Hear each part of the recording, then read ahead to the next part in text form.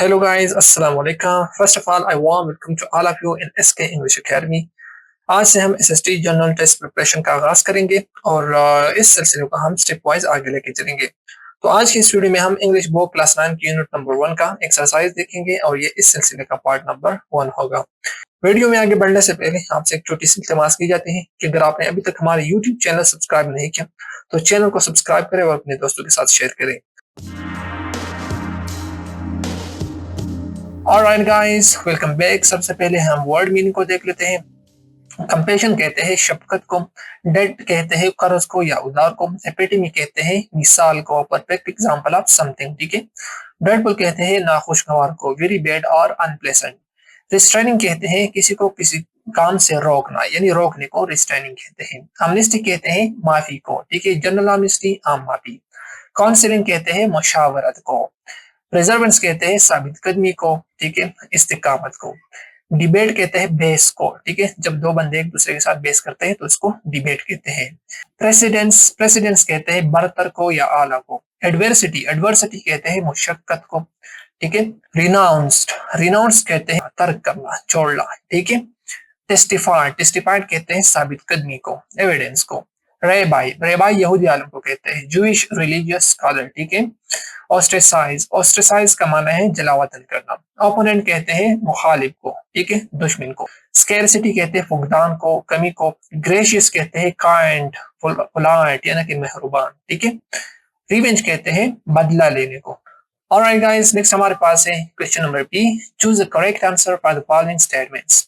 इसमें question number 1 है, हजरत मोहम्मद सल्लल्लाहु अलैहि वसल्लम say to Hazrat Umar, go and repay him his loan and give him 20 saws extra. In this sentence, him refers to, इस sentence में him किसको refer करता है? तो इसका करेक्ट ऑप्शन है ऑप्शन ए, यानी कि रबाई ज़ैद, ठीक है।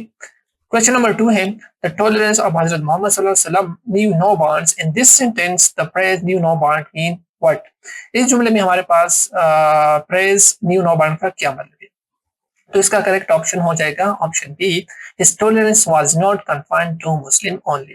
यानी कि हुजूर सल्लल्लाहु अलैहि वसल्लम का जो टॉलरेंस था, बर्दाश्त था, वो सिर्फ मुसलमान तक महदूद नहीं था। सही हो गया। नेक्स्ट है question number 3। The Rasul sallallahu alaihi wasallam said, a Muslim is he from whose hands and tongues the Muslim are saved. This hadith means that a true Muslim doesn't hurt Muslims physically and emotionally. तो correct option option A हो जाएगा। Next है question number 4. Truly he is an epitome of tolerance, forgiveness, patience and compassion. The words epitome in this sentence means, इसमें epitome का मतलब क्या है? तो इसको हमने ऑलरेडी क्लास में पढ़ा। तो इसका मतलब है एग्जाम्पल, ठीक है। epitome का मतलब है मिसाल, एग्जाम्पल। ऑलराइट, नेक्स्ट हमारे पास है question number 5. The Rasulullah sallallahu alaihi wasallam granted a general amnesty to the entire population of Makkah. The word amnesty in this sentence mean, इस सेंटेंस में amnesty का मतलब क्या है? तो इसका मतलब है forgiveness, यानी कि माफी, ठीक है। जनरल amnesty आम माफी को कहते हैं। ओके गाइस, नेक्स्ट है वोकेबलरी और इसको मैंने पावर पॉइंट में लिखा है, ठीक है। तो इसको जाके वहां पे देख लेते हैं। ऑलराइट गाइस, हम पावर पॉइंट में आ चुके हैं। इसमें हमारे पास क्वेश्चन है, find out the meaning of the following words in the dictionary and identify the part of speech of the words through abbreviation use. तो ये हमारे पास वर्ड्स हैं और ये हमारे पास पार्ट ऑफ स्पीच है, ठीक है। वर्ड नंबर फर्स्ट है हमारे पास स्पाइडर। स्पाइडर कहते हैं खौफजदा को, ठीक है, और ये हमारे पास एज अ वर्ड इस्तेमाल होता है। नेक्स्ट है हमारे पास हार्श कहते हैं सख्त को, ये हमारे पास एज अ एडजेक्टिव इस्तेमाल होता है। नेक्स्ट है हमारे पास टॉलरेंस कहते हैं बर्दाश्त को, रवादारी को, ये हमारे पास एज अ नाउन है। नेक्स्ट हमारे पास कन्वे कहते हैं पहुंचाने को, ठीक है, तो ये हमारे पास एज अ वर्ड इस्तेमाल होता है। नेक्स्ट है वायलेंस कहते हैं तशद्दुद को, ये हमारे पास एज अ नाउन इस्तेमाल होता है। ओके गाइस, नेक्स्ट है रिवार्ड का माना है बदला या इनाम, ये हमारे पास एज नाउन भी इस्तेमाल होता है और एज अ वर्ड भी इस्तेमाल होता है। नेक्स्ट है ऑनेस्टी हमारे पास एज अ नाउन इस्तेमाल होता है। इंसल्ट यानी बेइज्जत करना, ठीक है, ये हमारे पास एज नाउन भी इस्तेमाल होता है और एज अ वर्ड भी इस्तेमाल होता है। नेक्स्ट है consult the thesaurus and find out the synonym of the following words. इसमें हमारे पास ये वर्ड्स है, ये हमारे पास इसके सिनोनिम्स है। फर्स्ट नंबर पर हमारे पास आता है ट्रुथ के जो सिनोनिम्स है वो हमारे पास है reality, fact, honesty, variety and authenticity. Next है हमारे पास रूड के सिनोनिम्स हमारे पास है bad manner, impolite, discourteous, crude and boorish. Next है सिंसियर के सिनोनिम्स हमारे पास honest, genuine, heartfelt, candid and truthful. Fear के synonyms हमारे पास है dread, anxiety, apprehension, terror and phobia. Kindness के synonyms हमारे पास है mercifulness, benevolence, generosity and tenderness. Pargue के synonyms हमारे पास pardon है excuse, absolute, equate, show mercy. Argument के synonyms है reason, debate, discussion, dispute and controversy. And at the end हमारे पास है स्वेल, और स्वेल के हमारे पास जो सिनोनिम्स है उसमें आता है to become bigger, expand, inflate, increase and enlarge. Okay guys, next हमारे पास है ग्रामर का सेक्शन, और ग्रामर के सेक्शन में हम नाउन को पढ़ेंगे. Change the following sentences from singular to plural and from plural to singular. ठीक है, तो इसमें हमने सिंगुलर को प्लूरल में कन्वर्ट करना है और प्लूरल को सिंगुलर में कन्वर्ट करना है. क्वेश्चन नंबर 1 है a book is a good friend. ठीक है, तो ये हमारे पास सिंगुलर में, इसको हम प्लूरल में कन्वर्ट करने के लिए इस ए को खत्म करेंगे. ठीक है, इस ए को भी और इस को भी हम टर्मिनेट कर देंगे, और बुक की जगह हमारे पास एस आ जाएगा और इसकी जगह हमारे पास आर आ जाएगा. ठीक है, तो ये हमारे पास आ जाएगा बुक्स आर गुड फ्रेंड. ठीक है, क्वेश्चन नंबर 2 है a small car is a great vehicle. तो ये भी हमारे पास सिंगुलर फॉर्म में है, तो ये हमारे पास आ जाएगा small cars are great vehicle. Question number 3 है are the students in the classroom. तो आगे हमारे पास इज आ जाएगा, इज स्टूडेंट, यहाँ से इस खत्म हो जाएगा. ठीक है, is students in the classroom. Question number 4 है these glasses are not for those women. ठीक है, दोज की जगह हमारे पास दिस आ जाएगा. ठीक है, दोनों जगह पे जो दोज है इसकी जगह हमारे पास दिस आ जाएगा, ग्लास में से हमारे पास एस खत्म हो जाएगा एंड आर की जगह हमारे पास इज आ जाएगा. ठीक है, तो यह आ जाएगा this glass is not for this women to wear. Question number 5 है the brush is under the chair. तो ये हमारे पास आ जाएगा, ब्रश हमारे पास सिंगुलर है तो ब्रशेस आ जाएगा. The brushes is under the chairs, are के साथ हमारे पास एस लग जाएगा. ठीक है, तो ये हमारे पास प्लूरल हो जाएगा. Okay guys, question number B को देखें. Choose whether the following nouns are concrete noun और एब्स्ट्रैक्ट नाउन. तो कंक्रीट और एब्स्ट्रैक्ट को सबसे पहले समझे. कंक्रीट नाउन हमारे पास वो नाउन होते हैं जिसको हम टच कर सकते हैं, जिसको हम देख सकते हैं. एब्स्ट्रैक्ट नाउन हमारे पास वो नाउन होते हैं जिसको हम न देख सकते हैं और न टच कर सकते हैं. ठीक है, फर्स्ट नंबर पर है हमारे पास लव. लव हमारे पास एब्स्ट्रैक्ट नाउन है. ठीक है, बुक हमारे पास कंक्रीट नाउन है. घर भी हमारे पास कंक्रीट नाउन है. इंटेलिजेंस हमारे पास एब्स्ट्रैक्ट नाउन है. माउस हमारे पास कंक्रीट नाउन है एंड लॉयल्टी हमारे पास एब्स्ट्रैक्ट नाउन है. लैपटॉप हमारे पास कंक्रीट नाउन है एंड पीस हमारे पास जो है ना वो ये हमारे पास एब्स्ट्रैक्ट नाउन है. ओके गाइस, नेक्स्ट है हमारे पास question number C. Choose whether the following nouns are countable or uncountable. इन नाउन्स में से हमने देखना है कि कौन सा काउंटेबल नाउन है और कौन सा अनकाउंटेबल नाउन है.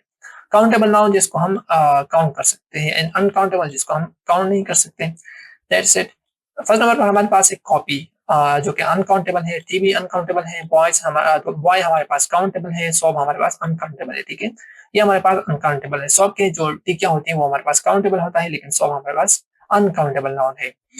टेबल भी हमारे पास जो है ना वो काउंटेबल है. कार भी हमारे पास काउंटेबल है. आनी आनी हमारे पास अनकाउंटेबल है एंड कीबोर्ड हमारे पास काउंटेबल नाउन है.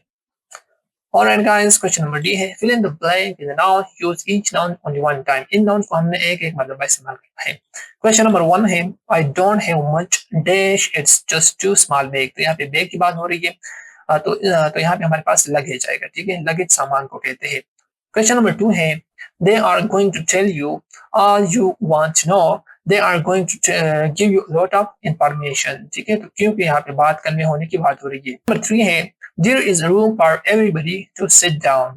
There are a lot of यहाँ पे हमारे पास चेयर आएगा. क्यों? क्योंकि यहाँ पे बैठने की बात हो रही है. ठीक है, सिट डाउन की बात हो रही है तो यहाँ पे चेयर आएगा. क्वेश्चन नंबर 4 देखें. We have no dash, not even a bed or a table. यहाँ पे बेड और टेबल की बात हो रही है तो यहाँ पे करेक्ट ऑप्शन ये वाला हो जाएगा, यानी कि फर्नीचर. क्वेश्चन नंबर 5 है What does Arif look like?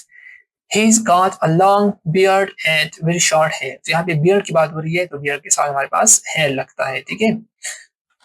Okay guys, next question है हमारे पास complete the following sentences by using the following collective noun. ठीक है, इन sentences को हमने देख के इन collective nouns को यहाँ पे ऐड करना है और ये बहुत इंपॉर्टेंट क्वेश्चन है.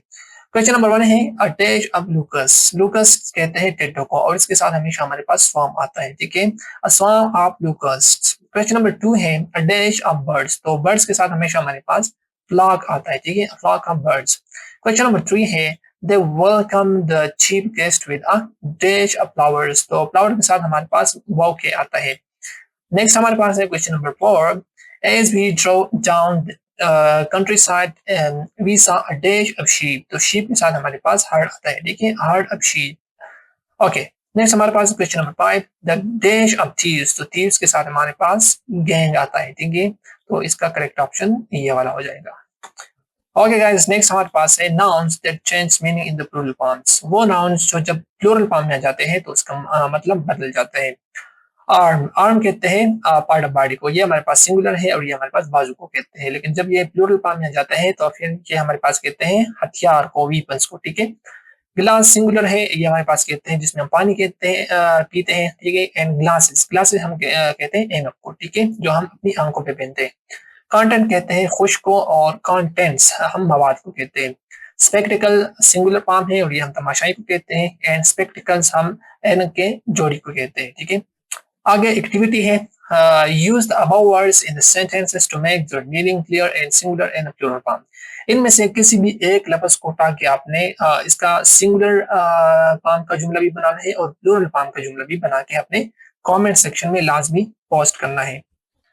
नेक्स्ट है noun phrase. A noun phrase is a group of words which function as a noun in sentence. Noun phrase हमारे पास अल्फाजों का ऐसा मजमुआ होता है जो हमारे पास किसी भी जुमले में नाउन का काम करे, ठीक है। एग्जांपल लेके, spring time is the most peaceful. Spring time हमारे पास नाउन फ्रेज है और ये हमारे पास ऐसा नाउन काम करता है, ठीक है। इसकी जगह आप एक नाउन ऐड करें तो फिर भी सेंटेंसेस जो है ना वो रॉन्ग नहीं होगा। नेक्स्ट है beyond was a green and pleasant valley, ठीक है। तो ग्रीन एंड प्लेजेंट वैली हमारे पास क्या है, ये भी हमारे पास एज अ नाउन फ्रेज है। Pick out noun phrases from following sentences. इन सेंटेंसेस में से हमने नाउन फ्रेजेस को उठाना है, ठीक है। फर्स्ट नंबर पर है I expect our team to win. तो इसमें हमारे पास नाउन फ्रेज हमारे पास आवर टीम है, ठीक है। आगे देखें, do you know his age. His age हमारे पास क्या है, नाउन फ्रेज है, ठीक है। नेक्स्ट है your coming poses a problem for us. तो यूर कमिंग हमारे पास एज अ नाउन फ्रेज है। His parent hoped for his success, ठीक है। तो हिज पेरेंट यहाँ पे क्या है, नाउन फ्रेज है। She would not admit her guilt. तो यहाँ पे नाउन फ्रेज हमारे पास हर गिल्ट है। ओके गाइस, आज के लिए इतना ही। अगर वीडियो अच्छी लगी तो वीडियो को लाइक करें, चैनल को सब्सक्राइब करें। अपने होस्ट सलमान खान को दीजिएगा इजाजत। अल्लाह ने के बाद।